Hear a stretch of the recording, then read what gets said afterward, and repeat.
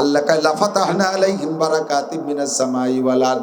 আমার কোরআনকে বাস্তবায়ন কর, কোরআনী রাজনীতি কর, একেবারে সহি কোরআনী রাজনীতি। তবে 2 নম্বরই ডুপ্লিমিসি, কোরআনের কথা কয়ে 2 নম্বরই করবি, তবে তোকে আসমানের চাঁদ ধরবি ভাব। একেবারে চাঁদের 1 ইঞ্চি দূরে থাকতে এমন একটা ছাড় দেবো, 7 তবক জমিনের নিচে চলে যাবি যদি কোরআনের নামে মিথ্যা স্লোগান দিয়ে বেড়াইস। কোরআনী আইন বাস্তবায়ন করবি, অথচ নবীর সুন্নাত বাস্তবায়ন করিস না। দাড়ির মধ্যে নবীর সুন্নাত নাই, টুপির মধ্যে নবীর সুন্নাত নাই, পাগড়ির মধ্যে নবীর সুন্নাত নাই, পোশাকের মধ্যে নবীর সুন্নাত নাই, পর্দার মধ্যে শরীয়ত নাই। আদাবিদে 50-50 ইসলাম করো, আবার কোরআনী আইন বাস্তবায়ন করার চেষ্টা করো। এমন ধোঁকার কোরআন না, আফগানি মুল্লাদের মতো শতভাগ। বহু মানুষের খবর জানেন, রাত্রে যে ঘুমাইলো আর সকালবেলা ঘুম থেকে ওঠে নাই, ঘুমের মধ্যে মরণ হয়ে গেছে, এমন 2-1টা খবর জানা আছে কি আছে না?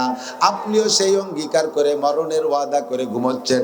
আল্লাহুম্মা বিসমিকা আমুতু, আল্লাহ তোমার নামে মরিতেছি, ওয়া আহিয়া, সকালবেলা যখন ঘুম থেকে উঠব তোমার নামেই উঠব, তোমার নামে মরি, তোমার নামে সজাগ হই। কতক্ষণ?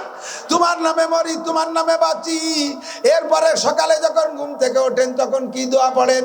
আলহামদুলিল্লাহিল্লাযী, সব প্রশংসা ওই আল্লাহর, আল্লাযী আহিয়ানা, যে আল্লাহ আমাদেরকে বাঁচাই দিয়েছেন, বাদামা আমাতানা, কিছুক্ষণ মেরে রাখার পরে। বাদামা আমাতানার কি মানে? কিছুক্ষণ মেরে রাখার পরে। 6 ঘন্টা মেরে রাখছে কেউরে, 8 ঘন্টা মেরে রাখছে কেউরে 3 ঘন্টা মেরে রাখছে। আল্লাহ কিছুক্ষণ মেরে দেওয়ার পরে আবার তুমি বাঁচাই দিয়েছো। এই বাঁচানো আমার আব্বা বাঁচাই নাই, এই বাঁচানো আমার মা বাঁচাই নাই, এই বাঁচানো আমার নেতা নেত্রী বাঁচাই নাই। আমারে বাঁচাইছে কে? বল যুবক, কে বাঁচাইছে? আমারে মারছিল আমার আল্লাহ। ঘুম দেয় কে? আল্লাহ। ঘুম দিয়েছে মানে মেরে দিয়েছে, আবার ঘুম থেকে আমারে সজাগ করে দিয়েছো তুমি, কাজেই প্রশংসা সব তোমার। এরপরে ওয়া ইলাইহিন নুশুর, এদিক তাকান। 6 ঘন্টা মেরে রেখে বাঁচাই দিতে পারে যেই আল্লাহ, স্থায়ী মরণের পরে কিয়ামতে বাঁচাইতে পারবে কি পারবে না? ওয়া ইলাইহিন নুশুর, আবার আল্লাহর কাছে উঠতে হবে। দেখ আমার ঘুমের মধ্যে কত দোয়া। এবার শোয়ার সময়, এ যুবক আমার দিকে খেয়াল করো, ডান কাতে শুইবেন, আমার বডির দিকে তাকান, আমার বডির দিকে তাকান, এদিক ওদিক তাকায় না, দেখেন আমি কোন ফিগারে আছি, বোঝা যাচ্ছে?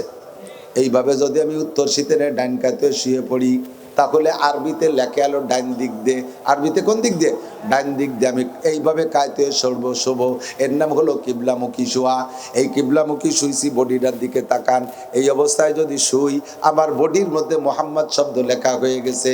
মাথাটা মিম, কেনুর থেকে এই ভাঁজটা হা, পাশার এই মোড়টা আর একটা মিম, হাঁটুর নিচে দাল, মিম হা মিম দাল মোহাম্মদ। আমি মোহাম্মদী ফিগারে ডাইন কাতে শুইয়া হাতটারে গালের নিচে দিয়ে 3 বার পড়ব আস্তাগফিরুল্লাহ আল্লাযী লা ইলাহা ইল্লা হুয়াল হাইয়ুল কাইয়্যুম ওয়া আতুবু ইলাইহি। আমার নবী বলেন, তুমি যদি অন্তর থেকে সব গুনাহ থেকে তওবা করার নিয়তে এমন করে ইস্তেগফার করো, তাহলে তোমার আমলনামার গুনাহ যদি হয় কাদাদি আওরাকিল আসদার, পৃথিবীতে যত গাছ আছে, তাতে যত পাতা আছে, এত সংখ্যা যদি তোমার গুনাহ হয়, আরে কাদাদি রমালিল আর, জমিনে যত বালু কণা আছে, মাটির কণা, এত সংখ্যা যদি তোমার গুনাহ হয়, কাদাদি জাবাদিল বাহার, সারা পৃথিবীতে যত পানি আছে বাতাসে উড়াই দিলে বুদবুদি কণা হয়, এত কণা সংখ্যা ও পরিমাণ যদি তোমার গুনাহ হয়, বরঞ্চ 3টে মিলে যত সংখ্যা হয় এত গুনাহ যদি তোমার হয়, ও বান্দা অন্তর থেকে 3 বার ইস্তেগফার করলে সব গুনাহ আল্লাহ তাআলা সঙ্গে সঙ্গে ক্ষমা কইরা দেয়। শুধু ক্ষমা করে দিয়ে শেষ করে না, আল্লাহ কাইযুআব লাহুল আযাবু ইয়াউমাল কিয়ামাতি ওয়া ইয়াখলুদ ফীহি মুহানা ইল্লা মান তাবা ওয়া আমানা ওয়া আমিলা আমালান সালিহা ফা উলাইকা ইউবাদদিলুল্লাহু সাইয়্যাতিহিম হাসানাত। জীবনের যত হলো এত সংখ্যা তোমার গুনাহ হইলে সঙ্গে সঙ্গে গুনাহগুলোকে আল্লাহ উল্টায় পাল্টাইয়া নেকি দ্বারা পরিণত করে দেয়। এভাবে তুমি মুহাম্মাদি ফিগার নিয়ে শুইবা। এদিকে দিক যুবকরা, আল্লাহ তাআলা প্রত্যেক আমলের প্রথম অংশটা দেখে, ফেরেশতাকে পাঠায় যে দেখবি প্রথম অবস্থা কিরকম আছে, প্রথম অবস্থায় এভাবে ডাইন কাতে শোয়া। এরপরে ফেরেশতারা যে আল্লাহ কি যে শোয়া শুইছে, জাবাল কাবাল লাল টুবল টু জুয়েল টুয়েল টুলু লুলু ডলি বলি, এ সব মুহাম্মদ হয়ে গেছে শুয়ে শুয়ে। এই যে রিপোর্ট দিয়ে আর আপনাকে দিকে আসবে না, আর আসবে সকালে ঘুমের থেকে ওঠার সময়। এর মধ্যে তো আপনি সুতি লুঙ্গি গলায় বেঁচে গেছে, ফ্যান খাটের নিচে চলে গেছে, শীত কায় তুবত, ওগুলো আর ওরা দেখবে না, ওরা শুরুটা দেহে চলে যায়। আবার সকালবেলা যখন ঘুম থেকে উঠে দোয়া পড়বেন, আপনার জীবনের সব গুনাহ আল্লাহ মাফ করে দেয়। ফজরের নামাজ পড়বি যুবক, ঈশার নামাজ পড়বি, ঈশা পড়লে অর্ধরাত, আর এরপরে ফজর পড়লে বাকি অর্ধরাত। যেই লোকটা ঈশা আর ফজর পড়লো, নারী আর পুরুষ, আমার নবী বলে ওই লোকটার আমল নামায় সারা রাত ফেরেশতারা নামাজের নেকি লিখতে থাকে। আমার ইবাদত দেখ, ঘুমানোর মধ্যে ইবাদত আছে না নাই? কথা কান। মাঝে মাঝে এই লবণটা একটু মুখে দেব, পড়বো হানি আম্মারি আ, এটা দেখ একটা নেকি। পানি যখন পান করবো বলবো অসাকাহুম রব্বুহুম শারাবান তাহুরা, কি সুন্দর পানি আল্লাহ আমারে দেশে, আমি পান করলাম খুশি মতে। মাঝে মাঝে লুকমা গেলবেন আর বলবেন লাকাল হামদু ওয়া লাকাশ শুকর। দেখ কত দুয়া খার মধ্যে কত ইবাদত। ও হিন্দু ভদ্রলোক, তুই কত, তোকে কোন কোন জায়গা, এইসব জায়গা কি কি দোয়া আছে? আমাকে দমা দমাই দেন, খাওয়ার ভাব দেখছেন, হিন্দুকে খাওয়া দেখছেন নাকি জানি। আমাকে বাড়ির ধারে ছিল যতীন ডাক্তার, এইরকম কান্দা খাড়া এত বড় থালে শেয়ার অনেক চালের ভাত দিয়ে তা মুখ ডলার মধ্যে $2-3 দিয়ে 3 ডালা বানাইয়ে টমাটম মারি দিয়েছে। আমার এক পরিচিত ভদ্রলোক ভক্ত, ও কয় হুজুর আমরা এক ম্যাচে 10 জন থাকি, তার ভিতরে আমরা 8 জন মুসলমান আর 2 জন হিন্দু। যদিও হিন্দু আমাদের সাথে মিলেমিশে চলে, হারাম টারাম ওকে জন্য আমরা জোগাড় করি না, আমাকে সাথেই খায়। তা 8 জনের জন্য 10 জনের জন্য 10 পোয়া চাউল দেই। 8 জন আমরা মুসলমান, আমরা সম্ভবত এই 8 জনে 3 থেকে 4 পোয়া চাউলের ভাত খাই, আর ওরা 2 দিয়ে 6 পোয়া খায়। পরে ওকে কলাম যে তোরা এরকম গাড়ইলে গিলা গিলিস কে, একই তো সাইজ, বডি তো তোকে বড় না, কাজও তো বেশি করিস রে। ওরাই কয় দাদা তোমরা খাওয়ার সময় বিসমিল্লাহ কর না, ওতেই ব্যাট ঘুরিয়ে যায়। বলেন না সুবহানাল্লাহ, বলেন না সুবহানাল্লাহ। খাওয়ার সময় বিসমিল্লাহ কয়, পেট ভরে যায়, এরপরে আলহামদুলিল্লাহ কয়, যেটুক বাকি থাকে তাও ভরে যায়। কতকে সব জায়গা কি দোয়া আছে? কোন দোয়া নাই। আমাদের ইসলাম সব জায়গা আছে না নাই? রাতের বেলা স্ত্রী নিয়ে আনন্দ করবা, সে জায়গাও তোমার দোয়া আছে, সে জায়গাও তোমার সিস্টেম আছে, আছে না নাই? আল্লাহু আকবার। আমাদের ইসলাম A to Z সব জায়গা, তোদের ইসলাম, তোদের শরীয়ত সব জায়গা, তোদের ধর্ম সব জায়গায় এভাবে পাওয়া যায় না। আল্লাহু আকবার। আল্লাহ পাক 30 পারা কোরআন শরীফ দিয়েছে আমাদের জীবন যাপনের জন্য, অন্য আর কোনো কিছুর না। ব্যক্তি জীবন, পারিবারিক জীবন, সামাজিক জীবন, জীবন 6 ভাগে বিভক্ত। কয় ভাগ? 6 জীবনের সম্পূর্ণ সংবিধান আল্লাহ কোরআনে কারিমের মধ্যে দিয়ে রেখেছে। ব্যক্তি জীবন কিভাবে পরিচালনা করবা কোরআনে আছে না নাই?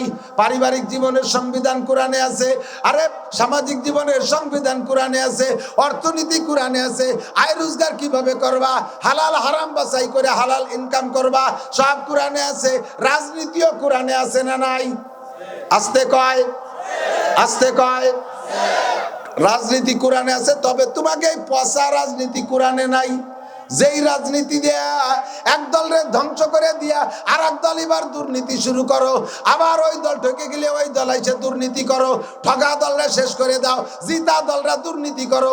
এই রাজনীতি কোরআনে নাই। কোরআনের রাজনীতি নবীওয়ালা রাজনীতি, কোরআনের রাজনীতি আল্লাহর মনোনীত রাজনীতি, ওর মধ্যে আছে না নাই? আল্লাহ কয় কোরআনের রাজনীতি বাস্তবায়ন কর, আমি আল্লাহ লাফাতাহনা আলাইহিম বারাকাতিম মিনাস সামাই ওয়াল আরদ, আসমান জমিন থেকে রহমত আর বরকতে সব দরজা খুলে দেব। কন্যা সুবহানাল্লাহ। ওয়াদা করেছে কে? আসমান থেকে রহমত। বলেন আসমান থেকে রহমত, জমিন থেকে বরকত। আসমান থেকে রহমত, জমিন থেকে বরকত। বরকত কাকে বলে? যদি পয়সা থাকে একটু যান, না থাকলে কমপক্ষে দৈনন্দিন খবরের ভিতরে আফগানিস্তানের খবরটা সার্চ দে। যুবক, আফগানিস্তানের খবর সার্চ দে। আপনারা যারা মোবাইল চেনেন, আফগানিস্তানের বর্তমান অবস্থা সার্চ দিয়ে দেখবেন আজিব আজিব কে আসতেছে। মোল্লারা, ওই আফগানি মোল্লারা ইসলামী হুকুমত কোরআনের আইন বাস্তবায়ন করেছে। মাত্র 2 বছর 3 বছর চলতে যাচ্ছে। 21 সালে তারা স্বাধীন করছে। 21 সালে স্বাধীন করছে, 21-এর শেষে 22-এর শুরুতে, 22, 23, 24 পার হচ্ছে মাত্র 3 বছর। আল্লাহ তাদেরকে কি রহমত আর বরকত দিয়েছে শুনলে আশ্চর্য হবেন। একটানা 40টি বছর, 20 বছর রাশিয়ালা বোমা মারছে, আর 20 বছর মারছে আমেরিকার ন্যাটো বাহিনী 42টি দেশের শক্তিশালী দেশে। বোমা মারতে মারতে ওই জায়গার জমিনরে তামা তামা করে ফেলাইছে। আফগানিস্তানের বাতাসের ভিতরে গোলা বারুদের গন্ধ আসে, এখনো পর্যন্ত বাতাস গরম। এই গরম বোমা মারতে মারতে তাদের জমির উর্বর শক্তি এমন নষ্ট করে দিয়েছিল, ডালিম গাছের ডালিম হইতো লাগতো 1 কেজি ডালিম হইতে, ছোট গয়া পেয়ারার মতো 4টে 5টা 6টা ডালিম লাগতো 1 কেজি হইতে। আফগানি মোল্লাদের হাতে যখন ক্ষমতা আসছে 1 বছরের মাথায় আল্লাহ পাক সেই মাঠের সেই গাছে, গাছও পাল্টাই নাই, মাটিও পাল্টাই নাই, সেই গাছের সেই ডালিম গাছের, আল্লাহু আকবার, এখন 1 ডালিমে 1 কেজি। ওয়ালাউ আন্না আহলাল কুরা আমানু ওয়াত্তাকাউ লাফাতাহনা আলাইহিম বারাকাতিম মিনাস সামাই ওয়াল আরদ। আসমান থেকে রহমত, জমিন থেকে বরকত জ্বালাই দিয়েছে। আর আফগানে আর একটা বড় ব্যবসা, আর একটা ইনকাম সোর্স, দেশে জাফরান হয়, দামি জাফরান। 1 বড়ি জাফরানের দাম 300 টাকা, 400 টাকা, 500 টাকা 1 বড়ি জাফরানের দাম। তাহলে কেজি কত দাম? জাফরানের চাষ একমাত্র বিশ্বে আফগানিস্তানে হয়। আর এই দামি জাফরান সারা পৃথিবীর সকলের চাহিদা। এই বোমা মারতে মারতে আপনাদের পায়ের নিচে খেয়াড়ার নাড়া যেমন, আফগানের এই জাফরান গাছগুলো এরকম মাটির সাথে মিশে গেছিল। নতুন কোনো গাছ লাগাই নাই। মৌলবীরা ক্ষমতায় এসে কোরআনী আইন বাস্তবায়ন করার সাথে সাথে সেই গাছগুলোকে আল্লাহ তাআলা নতুন জীবন দান করেছে। এখন হাজার হাজার লক্ষ লক্ষ কোটি কোটি টাকা তারা জাফরান থেকে পায়। এ মোল্লারা জীবনে সায়েন্স পড়ে নাই, কোনদিনও তারা স্কুল কলেজ ইউনিভার্সিটিতে পড়ে নাই। আমরা বাংলাদেশের কওমি উলামায়ে কিরাম যে কিতাব পড়ে আলেম, ওই আফগানি মৌলবীরা সেই কিতাব পড়ে আলেম। ওরা আলিয়া মাদ্রাসায় পড়ে না, সায়েন্স বিজ্ঞান কিচ্ছুই পড়ে নাই। আল্লাহ এই মৌলবীকে মাথায় এত ব্রেন দিয়েছে, মাত্র 2 বছরের ভিতরে এমন দামি গাড়ি তৈরি করছে, জাপান আলা ফেল হয়ে গেছে, জাপান আলাদের চোখ বড় হয়ে গেছে। আরে মোল্লারে এত দামি গাড়ি বানাইলো, আমাদের গাড়ির ব্যবসা শেষ। এই পাহাড় খনন করে লম্বা একটা টানেল বানাইতে হবে, সুড়ঙ্গ রাস্তা। 40 বছর পর্যন্ত রাশিয়ার আমেরিকাওয়ালা পারে নাই, মৌলবীরা মাত্র 2 বছরের ভিতরে সেই টানেল বানাই ফেলাইছে। আর এই সাগরের থেকে ওই সাগরে পানি আদান প্রদান করবে, মাঝখান দিয়ে আড়াআড়ি পথ বানানোর জন্য খাল খনন করতে হবে। আমেরিকাওয়ালা কয়েকবার টার্গেট দিয়েছে, রাশিয়াওয়ালা টার্গেট নিয়ে পারে নাই। এই মৌলবীরা মাত্র 2 বছরের ভিতরে নিজেদের প্রযুক্তি দিয়ে বিশাল খাল বানাইছে, বড় বড় ভারী জাহাজ সেই জায়গাতে যাতায়াত করে। আল্লাহ কাইলা ফাতাহনা আলাইহিম বারাকাতিম মিনাস সামাই ওয়াল আরদ। আমার কোরআনকে বাস্তবায়ন কর, কোরআনী রাজনীতি কর, একেবারে সহি কোরআনী রাজনীতি। তবে 2 নম্বরই ডুপ্লিমিসি, কোরআনের কথা কয়ে 2 নম্বরই করবি, তবে তোকে আসমানের চাঁদ ধরবি বাপ। একেবারে চাঁদের 1 ইঞ্চি দূরে থাকতে এমন একটা ছাড় দেবো, 7 তবক জমিনের নিচে চলে যাবি যদি কোরআনের নামে মিথ্যা স্লোগান দিয়ে বেড়াইস। কোরআনী আইন বাস্তবায়ন করবি, অথচ নবীর সুন্নাত বাস্তবায়ন করিস না। দাড়ির মধ্যে নবীর সুন্নাত নাই, টুপির মধ্যে নবীর সুন্নাত নাই, পাগড়ির মধ্যে নবীর সুন্নাত নাই, পোশাকের মধ্যে নবীর সুন্নাত নাই, পর্দার মধ্যে শরিয়ত নাই। আদাবিদে 50-50 ইসলাম করো, আবার কোরআনী আইন বাস্তবায়ন করার চেষ্টা করো। এমন ধোঁকার কোরআন না। আফগানি মুল্লাদের মতো শতভাগ এখন চোর ধরা পড়লে হাত কাইটা দেয়, জিনা করা ধরা পড়লে পাথর মেরে শেষ করে দেয়, অবিবাহিত জিনাকর ধরা পড়লে 100 ডোরা মারিয়ে দেয়। ডেলি হাজার হাজার মারা রাখতেছে না, মাত্র 2-4 ডেরে মারিয়ে দিয়েছে প্রথম বছর। এখন আফগানিস্তানে জেনা আর চুরির গন্ধই নাই। দাড়ি কাটলে তার জন্য পানিশমেন্ট আছে, মদ গাঁজা খাইলে পানিশমেন্ট আছে, বেপর্দা করলে পানিশমেন্ট আছে। নামাজ 1 ওয়াক্ত সাবালেক, আজান হওয়ার পরে বাহিরে কোনো সাবালেক পুরুষ থাকলে খবর আছে, গোয়েন্দা পুলিশ সব জায়গা লাগানো আছে। আল্লাহ পাক রব্বুল আলামিন বলেন, ওয়ালা আন্না আহলাল কুরা আমানু ওয়াত্তাকাউ লাফাতাহনা আলাইহিম বারাকাতিম মিনাস সামাই ওয়াল আরদ। আরে আমলিগ বলি না আর বিএনপি বলি না, কোন দলের মাধ্যমে করবেন আমি জানি না। যদি আওয়ামী লীগেরা শতভাগ কোরআনী আইন বাস্তবায়ন করত, তাহলে আমি খোদার কসম দিয়ে বলতে পারি বাংলার জমিন থেকে এভাবে পরাজিত হতে হতো না। কথা বলেন ঠিক কি ঠিক না? আবার বিএনপি আলারা যদি করো, ক্ষমতায় এসে যদি কোরআনী আইন বাস্তবায়ন করো, আল্লাহু আকবার, যতদিন কোরআন নিয়ে চলবা অতদিন তোমাদের হাত থেকে ক্ষমতা ছুটবে না। আর যদি 2 নম্বরই করো, তাহলে খোদার গজব ওদের উপরে যেমন পড়ছে তার চাইতে বেশি পড়বে তোমাদের উপরে। তোমাদের ষড়যন্ত্রে হাজার হাজার মানুষের জান গেছে, এরপরে আবার এসে উল্টো পাল্টা শুরু করছো, আল্লাহর কাছে ধরা পড়া যাবা। এই জন্য আমি দাবি করি, যদি এই বছর শতভাগ কোরআনী আইন নিয়ে কোনো দল সামনে আসে, আপনারা কি তাদের সাথে থাকবেন? কারা কারা থাকবেন? আল্লাহ কবুল করুক, বলেন আমিন। আল্লাহ কবুল করুক, বলেন আমিন। আল্লাহর মাশাআল্লাহ হাত নামান। অন টেস্ট একটা বার আল্লাহকে একটু ট্রাই করি যে আফগানে দেশে আমাকে বাংলাদেশের এইরকম হারাইনিকে দেয় না দেয়, কোয়া যায় কি? একটা বার একটু ট্রাই করে দেখি আল্লাহ দেয় নাকি। দেখি আল্লাহ দেয়নি, দেখি আল্লাহ দেয় নাকি। আল্লাহ পাক রব্বুল আলামিন ট্রাইতে ফেল করা জাত। আল্লাহ কি ফেল করে? আল্লাহ কি ফেল করে? আল্লাহ কি ওয়াদা খিলাফ করে? আল্লাহ কালা ফাতাহনা আলাইহিম বারাকাতিম মিনাস সামাই ওয়াল আরদ, আসমান জমিন থেকে রহমত আর বরকতের দরজা। তাহলে রাজনীতি কোরআনে আছে না নাই? 6 নম্বরে আন্তর্জাতিক নীতিও কোরআনের কারিমের মধ্যে আছে। এই 6টা জীবন কোরআনের মধ্যে আছে, এ টু জেড, শুরু থেকে শেষ পর্যন্ত। কারে কিভাবে বয়ান করতে হবে সব আছে। এই 30 পারা কোরআন শরীফকে আল্লাহ পাক 114টা সূরার ভিতরে বিন্যাস করেছে। ওলির নাম হলো লুকমানে হাকিম। কি নাম? লুকমানে হাকিম। খুব খেয়াল। লোকটার চেহারা যদি দেখতেন, আমি দেখছি তা না, যেভাবে তফসিরে পড়ছি এবং সেই গোষ্ঠীর লোক আমি মক্কায় দেখছি, মদিনায় দেখছি। কালোর মধ্যেও ভাব আছে। আমাদের বাঙালি কালো, নাকচোখ অনেক সুন্দর, অনেক ডলার চাইতে কালারে ভালো দেখা যায়, ঠিক না?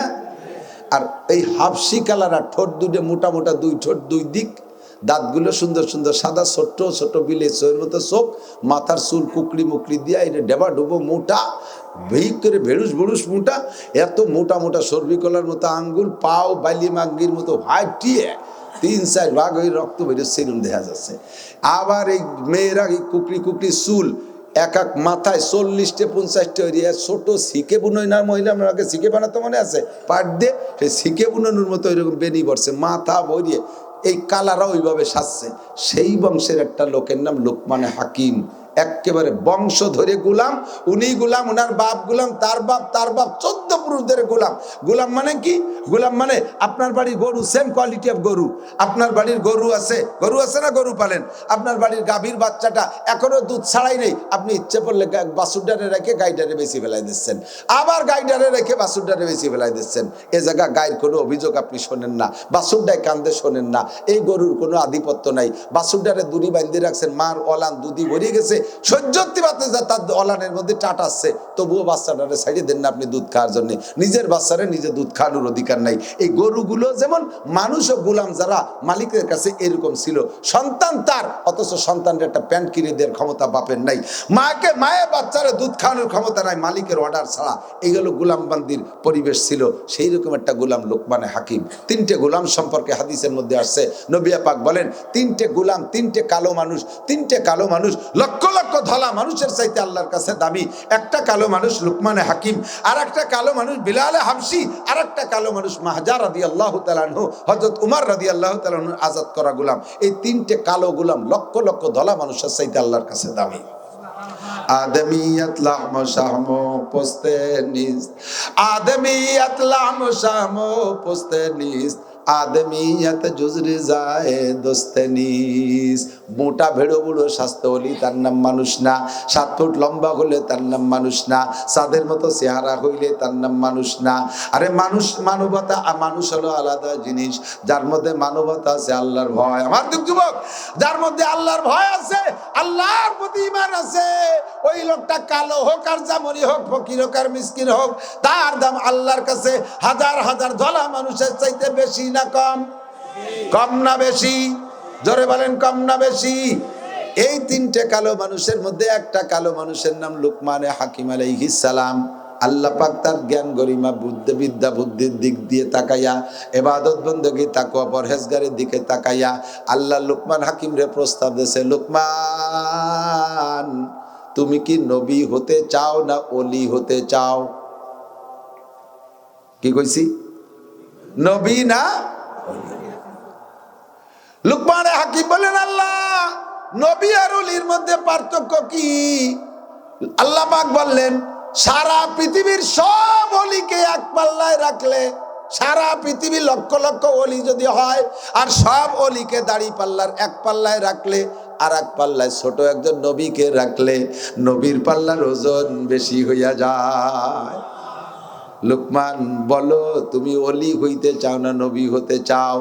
লোকমান হাকিম, হাকিম তো হিকমতের ঠিলিয়া, উনি কয়, আল্লাহ আমার জানা মতে আমার আগে যত মানুষের নবী বানাইছো, কেউরে নবী বানানোর জন্য প্রস্তাব দেও নাই।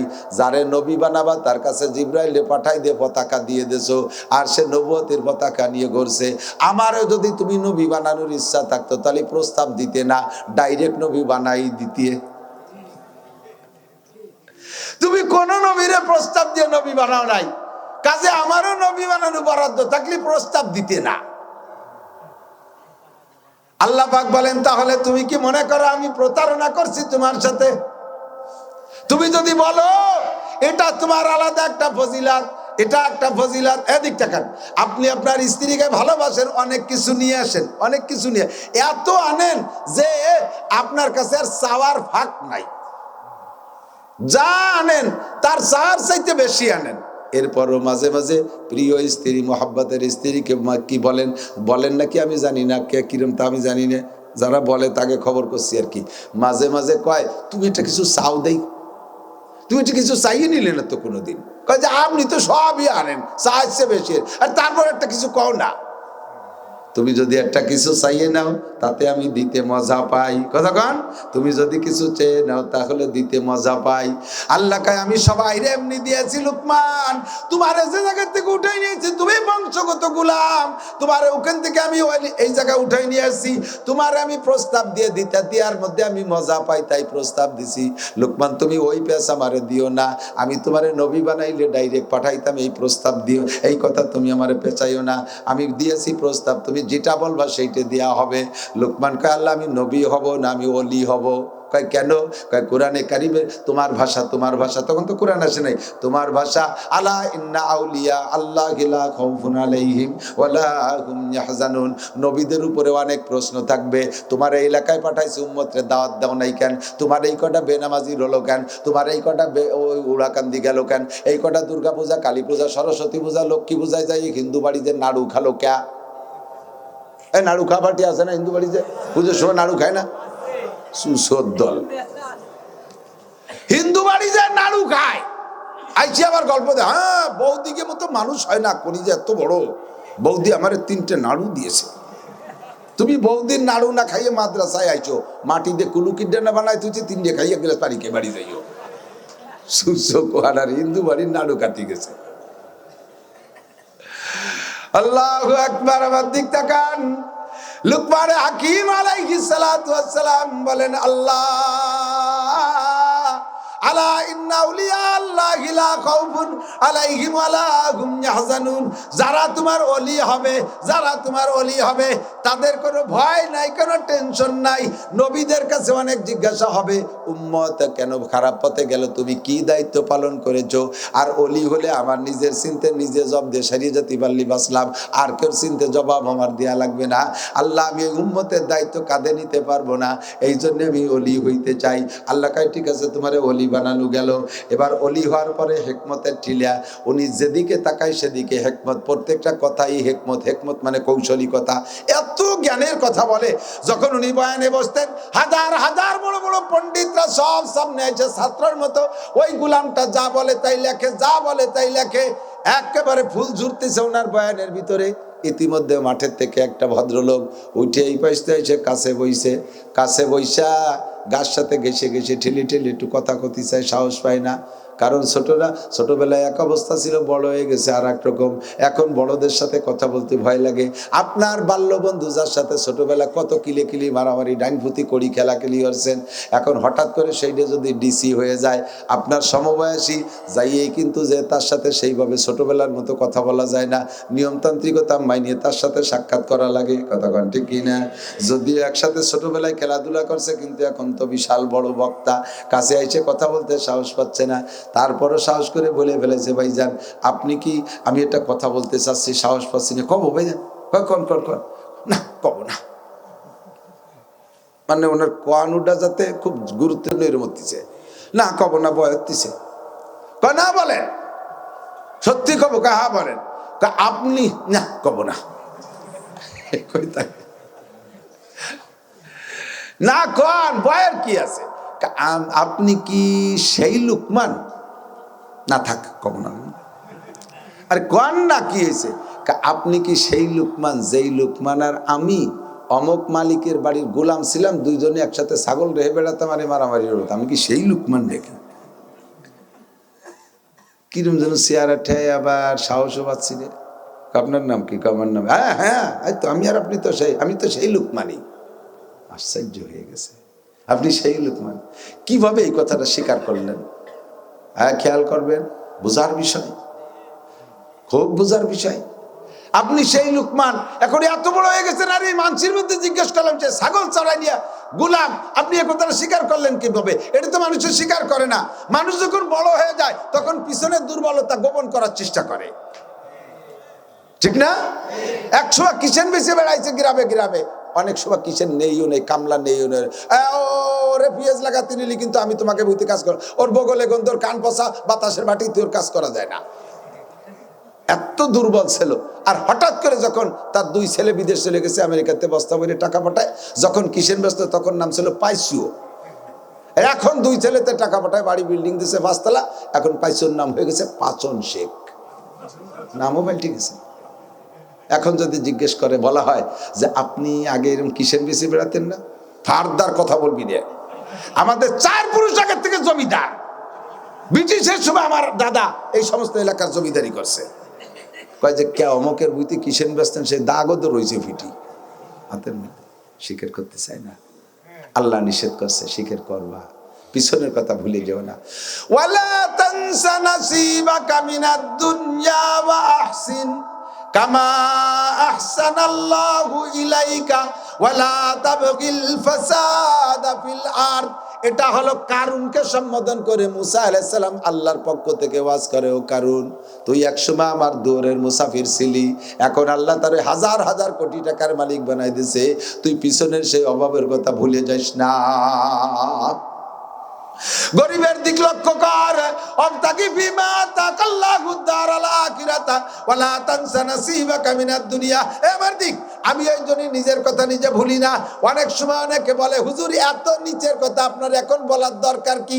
আমি এজন্যই বলি যে ফাতাবিরু ইয়া উলিল আবসার, বহুত তালবি আলিম আছে, বহুত তালবি আলিম আছে, মাদ্রাসার ছাত্র আছে, পয়সার অভাবে পড়া ছাড়িয়ে দিয়ে চলে যায়। আল্লাহ তোমাকে ছাড়বে না রে বন্ধু, আমরা তোমাদের জন্য দৃষ্টান্ত হয়ে আছি। আমার আব্বার অনেকগুলো ছেলে মেয়ে, আমি আমার বাপের 8 নম্বর সন্তান, আমার বড় 2টা ভাই, 5টা বোন, 7টা ভাই বোন আমার উপরে, আমার বড় বোনের বড় ছেলে আর আমি এক বয়সী, আমরা বৃদ্ধ বাপের সন্তান।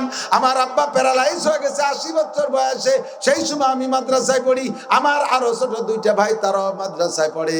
আমার বাপের বাড়ি একটা সোনের ঘর ছিল, আল্লাহু আকবার। মেশকাত যখন পড়ি নানুপুর, যার সময় আব্বা প্যারালাইসিস, মায়ের দেখে গেছি রক্ত ডায়রি হচ্ছে, চিকিৎসা করার কেউ নাই, পয়সা করি নাই। রমজান মাসে তারাবির নামাজ পড়ে 1600 টাকা পাইছি, 800 টাকা মায়ের কাছে দিয়া আর 800 টাকা নিয়ে নানুপুর যাওয়ার সময় আমাদের সোনের চালের উপরে পলিথিন দিয়ে আমি চাল বানাই দিয়ে গেছি, যাতে বর্ষাকাল আমার আব্বা মার গায়ে পানি না পড়ে। 2 মাস 2.5 মাস পরে যখন মাদ্রাসা ছুটি হয়েছে কুরবানির সময়, আইসা দেখি আমার মা অসুস্থতার কারণে চিকিৎসা নিতে পয়সা নাই। ওই 800 টাকা দিয়ে কোনো মতে আমার ছোট্ট একটা বোন ছিল বাড়ি, তাকে নিয়ে খেয়ে দিয়ে বেঁচে আছে। আমার মা কুজো হয়ে গেছে, লাঠি ভর দিয়ে, বাথরুমে যাওয়ার ক্ষমতা আমার মার নাই। আব্বা বিছানায় শুয়ে আছে, সেই পলিথিনের চাল ছিদ্র হইয়া আব্বার গায়ে পড়ে পানি পড়ে আব্বা ভিজে তিত্তির করে কাঁপতেছে।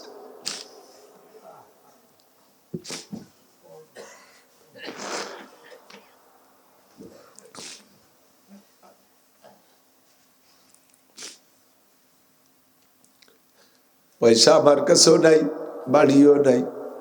2টা বোনের কাছ থেকে আবার 10 দিন ছুটি কাটানোর পরে 2টা বোনের কাছ থেকে কিছু ভাড়ার টাকা নিয়ে আবার নানুপুর চলে গেছে।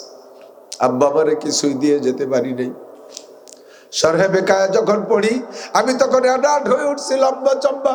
আমার এক মামা ছিলেন ক্যাপ্টেন আব্দুল সোবান মিয়া, আব্বা প্যারালাইসিস। আমি বললাম বাবা, বেঁচে থাকলে আব্বা মারে খেদমত করে খাওয়াইতে হবে, আলেম হওয়া জরুরি না, আব্বা মার খেদমতি জরুরি, আপনি আমার সেনাবাহিনীতে চাকরি দিয়ে দেন।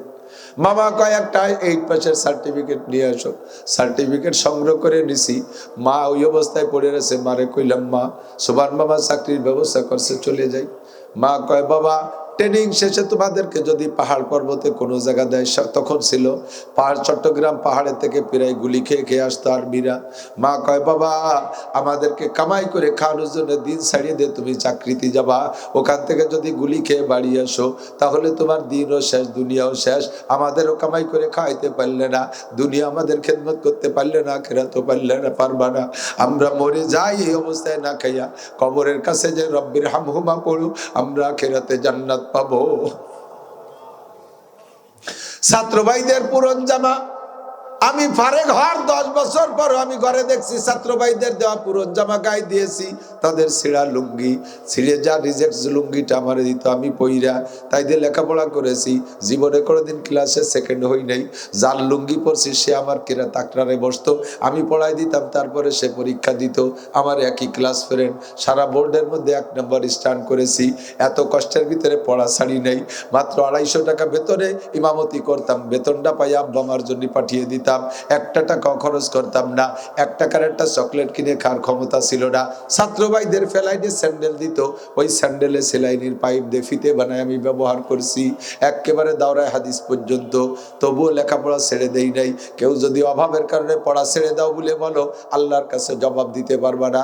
আল্লাহ আমাদেরকে দৃষ্টান্ত তৈরি করে রেখেছে।